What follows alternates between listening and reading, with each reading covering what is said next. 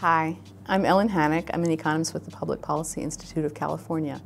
And I'd like to talk now about a new study that assesses one of California's landmark climate change policies. This is a new law that aims to reduce passenger vehicle use. To achieve this goal, Senate Bill 375, which was adopted in late 2008, calls for new collaborations between regional transportation agencies and city and county governments. Cities and counties are key players because they're responsible for land use planning, and where people live and work matters a lot for how much they need to drive. The purpose of this new law is to cut back on greenhouse gas emissions that contribute to global warming, but it's also expected to have public health benefits by encouraging more walking and biking.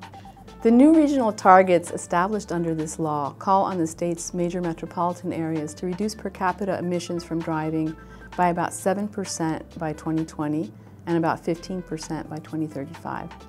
Now, this may not seem like a lot, but it actually will really mean reversing a long-term trend.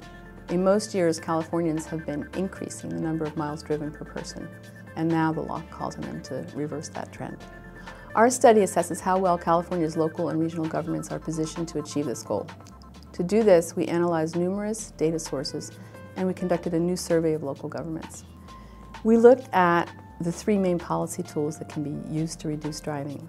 The first is a land use tool. It's encouraging higher density development, especially near transit. The second is all about investing in alternatives to driving like transit, biking, walking. The third is using pricing incentives to manage traffic and parking. These are things like a gas tax, toll lanes, carpool lanes, and parking charges.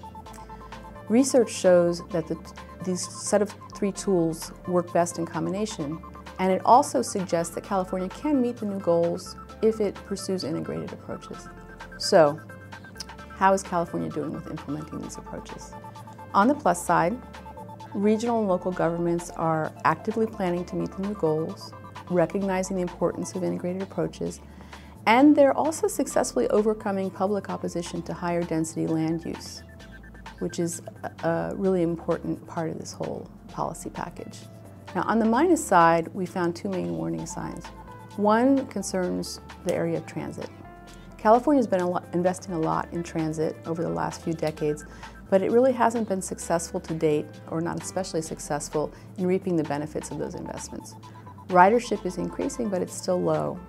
For example, about 5.5% of all commutes use transit. That's pretty low if you consider how much we've been spending on transit investments. And to make matters more concerning, we haven't been spurring faster job growth around transit stations. Having jobs near transit matters a lot for transit use.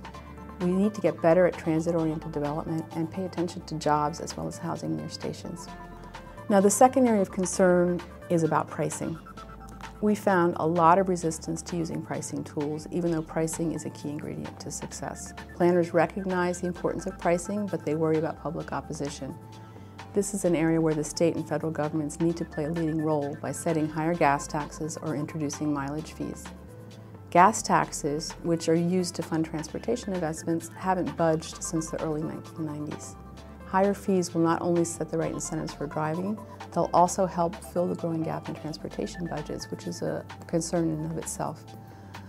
Also, there is a local pricing tool, which is parking, and local governments need to become more proactive about this, about setting parking charges and reducing the number of parking spaces required for new development.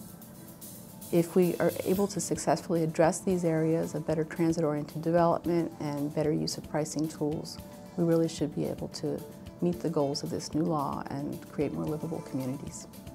Thank you.